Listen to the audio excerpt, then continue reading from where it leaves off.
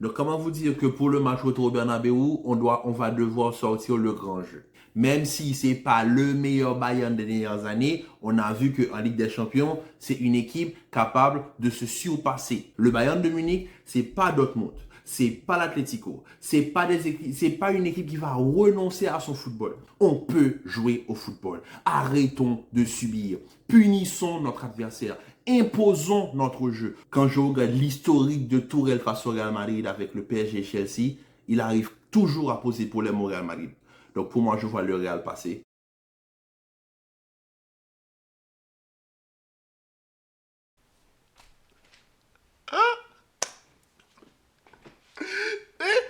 Non, vous comprenez pas.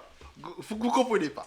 Coucou la famille, bienvenue sur la chaîne. Heureux de vous retrouver aujourd'hui pour une nouvelle vidéo. Franchement, heureux d'être aujourd'hui avec vous pour une nouvelle vidéo. Je suis perdu, donc avant de rentrer dans le vif du sujet, j'aimerais inviter tout le monde à aimer, à liker cette vidéo et à franchement exploser la section commentaire avec les Al Madrid si vous êtes fan du Real Madrid. Bien sûr, pour ceux qui vont critiquer la dernière action du match, on va en parler. Mais franchement, je t'ai défendu. Moi, j'ai juste à dédier cette vidéo à une personne, Ocellou. Ocellou, je t'ai défendu bec et ongle toute la saison. Ce que j'ai pris en privé, dans les messages privés à me dire, arrête de supporter Ocellou, c'est un casse-pied. Franchement, maintenant, quel fan du Real va cracher sur Ocellou? Je vous ai dit, Ocellou, c'est un attaquant de fixation. Il faut le trouver dans les bonnes conditions. Qu'est-ce qu'il nous a fait aujourd'hui? Sortie de banc doublé, il te sauve face au Bayern de Munich. Rappelez-vous, il y a 2 ans, quand on était en finale, Ocellou, joueur de Alaves, était avec son père, toujours étant fan du Real Madrid, lui étant formé au Real Madrid, aujourd'hui se retrouve être double buteur en semi-finale. Il qualifie le Real en finale pour la Ligue des Champions. Comment vous expliquer que des nuits comme celle-ci, on vit pour ces genres de matchs? On vit, nous fans du Real Madrid, on vit pour ces genres de matchs. Franchement, aujourd'hui, on n'a pas à rougir. Mais moi, j'aimerais saluer une personne, Manuel Neuer. Franchement, à ton âge, top niveau. Parce qu'aujourd'hui, si le Bayern était encore en vie pendant tout ce match, c'est grâce à Manuel Neuer. Aujourd'hui, le nombre d'arrêts que Neuer nous a fait aujourd'hui, j'ai eu peur. J'ai eu peur, on va pas se mentir. Parce qu'en début de match, en première mi-temps, le double arrêt où il y a la balle qui va sous le poteau, Emmanuel Neuer qui fait l'arrêt sur Odigo, je me suis dit dans ma tête, là j'ai vu Mbappé Hakimi.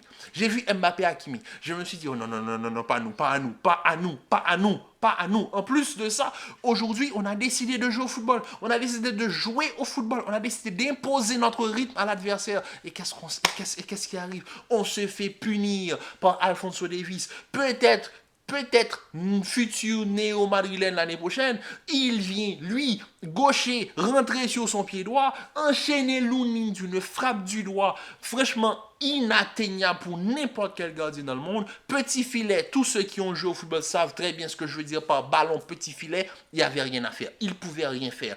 Qu'est-ce qui c'est? Là, je me suis dit, mais ça, si le Bayern se qualifie de cette manière-là, c'est un hold-up. Parce que qu'on le veuille ou non, aujourd'hui, le Real a été la meilleure équipe sur le terrain. Et en plus de ça, on a un entraîneur, Ancelotti, mais aujourd'hui qui a fait ce qu'il fallait. Il est là à manger son chewing-gum. Même le chewing-gum était fatigué. Il était fatigué. Et qu'est-ce qu'il nous fait? Il fait rentrer Modric, il fait rentrer Kamavinga, il fait rentrer Brahim, il fait rentrer Ocellou. Et là, tu as une équipe qui va chercher l'égalisation. Il y a le premier but où il y a faute de Nacho. Il y a le but de Ocellou qui vient franchement d'une erreur de Manuel Neuer. Peut-être la seule erreur qu'il fait du match. Ocellou en ruinant des surfaces vient placer plat du sécurité.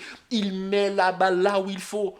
Ça me rappelle le match contre City. Et même là, 1-1, je me dis, peut-être qu'il y a moyen. Peut-être qu'il y a moyen d'aller en prolongation. Mais là, j'ai vu une équipe du Real Madrid qui refuse les prolongations. Et ça m'a fait plaisir. Franchement, ça m'a fait plaisir. Quand j'ai vu que Tourelle a fait sortir Harry Kane, je me suis dit, là, on a gagné. Là, il y a moyen. Et qu'est-ce qui s'est passé? Rudiger, qui un petit peu plus tôt fait une merveille de passe pour Vinicius, est en position idéale pour déposer un centre. Il n'y a pas de mots. Il n'y a pas de mots pour décrire ce que j'ai vécu aujourd'hui. Quand le Bayern a marqué, j'avais les larmes. Je pleurais. en silence. Je ne pouvais pas faire de bruit. Je regardais le match, j'étais en train de souffrir. J'étais tellement choqué que j'avais les larmes. Et quand j'ai vu que le Real a manqué tout de suite après avec la faute de Nacho, je me suis dit, mais non, pas nous. En plus de ça, on a des occasions, on n'arrive pas à les mettre. Mais qu'est-ce qui se passe? Qu'est-ce qui se passe? Et là, magie de la Ligue des Champions. Le Real Madrid restera encore et toujours cette équipe immortelle. Ce club est immortel et c'est pour cela qu'on supporte le Real Madrid. Mon maillot le dit, I'm not for everyone. Mon cœur ne peut qu'appartenir qu'à une seule équipe et c'est le Real Madrid. Franchement, un plaisir énorme à voir le Real jouer comme ils ont fait aujourd'hui. Je l'avais dit, le match le plus important de la saison, c'était ce match face au Bayern de Munich. On n'a pas raté le rendez-vous. On est venu, on a imposé notre football et franchement, il y a une personne qui illustre parfaitement ça, c'est Vinicius, l'homme du match. Vinicius aujourd'hui, franchement, quand tu regardes Vinicius, tu te dis, mais quel joueur, comment arrêter Vinicius? Comment arrêter Vinicius? Et comment ne pas considérer Vinicius comme étant l'un des meilleurs joueurs du monde? Comment? Comment? Regardez ce qu'il a fait à Kimmich. Kimmich, même si Kimmich n'est pas rapide, regardez comment il a fait du mal à Kimmich sur son côté gauche. Le pauvre, il était à la ramasse. Dès qu'il y avait cette petite permutation entre Rodrigo et Vinicius et qu'il y avait des 1 contre 1 face à Kimmich, tu savais tout de suite que Vinicius allait passer. Et pourtant, Kimmich est un très bon défenseur. Très bon défenseur. Mais à la fin, tu as vu que même Leimer qui a dézonné de son poste du milieu de terrain, est rentré pour aider Kimmich et même là, il s'est pris un double crochet. J'ai pas compris.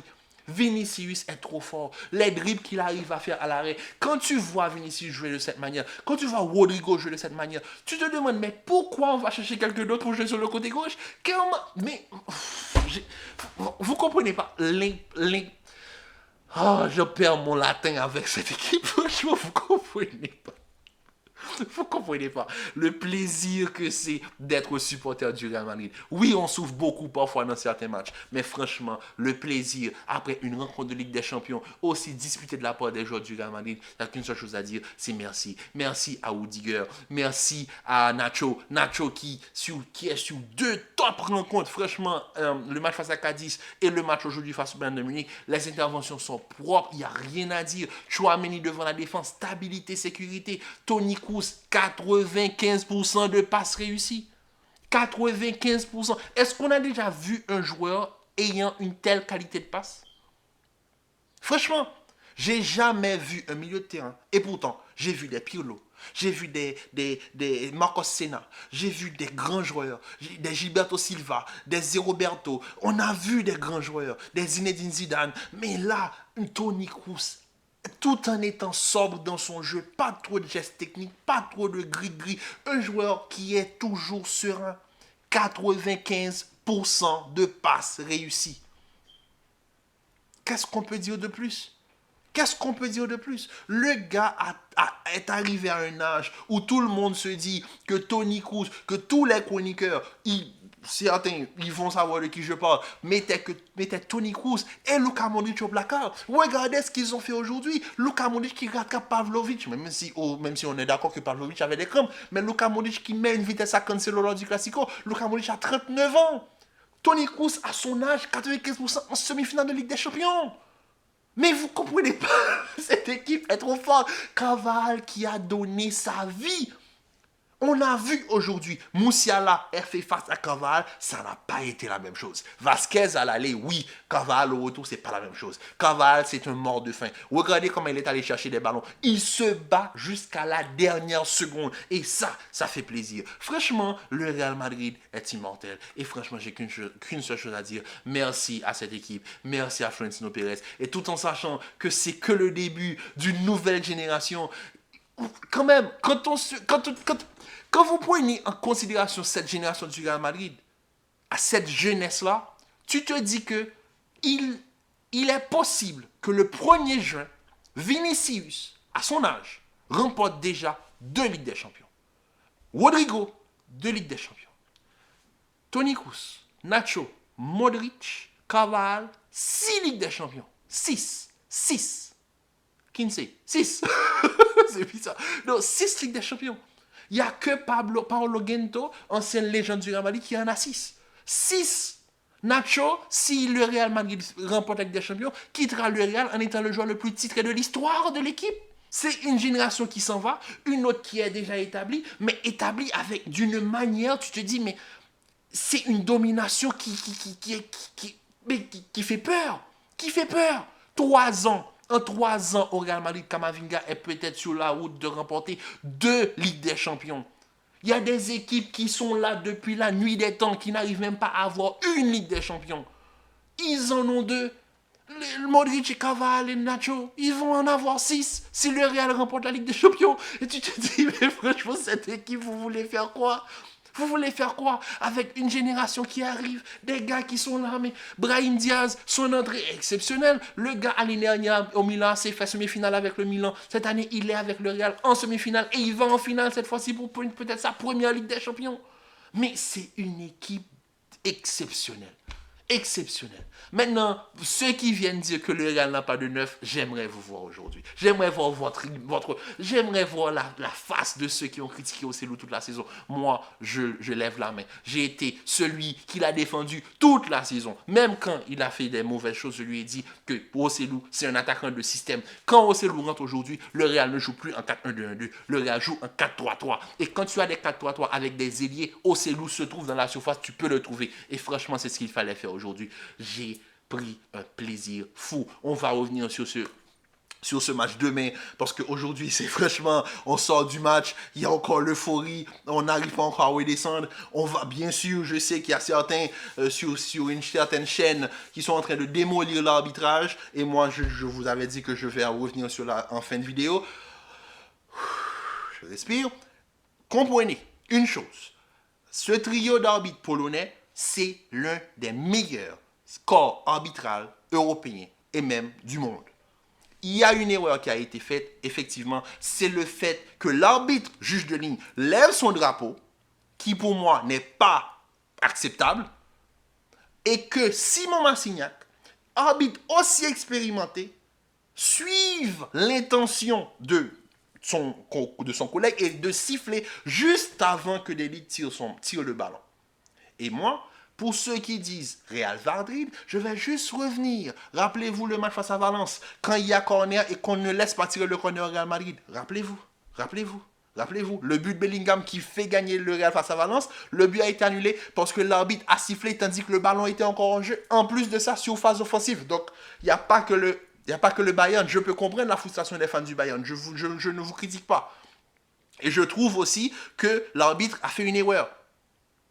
Mais cette année, on ne va pas se mentir, tous les arbitres ont été nuls.